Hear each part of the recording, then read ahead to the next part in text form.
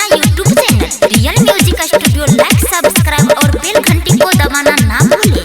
सासुर ने दुल्हा कहे कर धनी रोपनिया जी, सासुर ने दुल्हा सब दिन पढ़ल हो पापा मांगल हो नहीं पनिया जी, सब दिन पढ़ल हो पापा मांगल हो नहीं पनिया जी।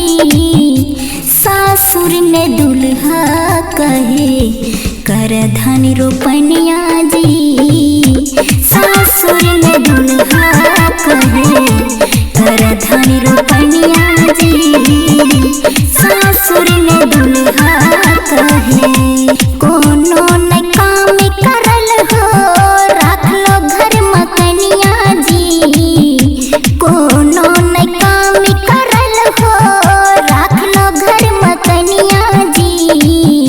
सासुर ने दुल्हा कहे कर धनी रोपनिया जी, खेती में दुल्हा कहे कर धनी रोपनिया जी, सासुर ने दुल्हा कहे, सासुर ने दुल्हा कहे कर धनी रोपनिया जी।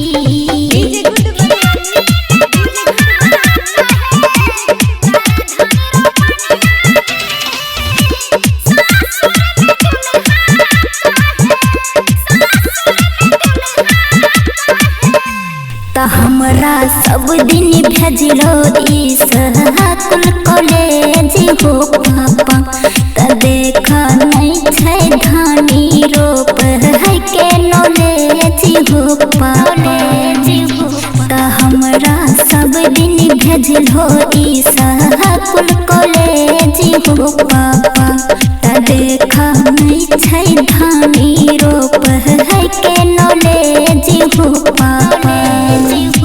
हमरा से ढोबाबै देखा डेकची में पनिया जी, खेती में दुल्हा कहे कर धनी रोपनिया जी, सासुर ने दुल्हा कहे कर धनी रोपनिया जी, सासुर ने दुल्हा कहे, सासुर ने दुल्हा कहे कर धनी रोपनिया जी।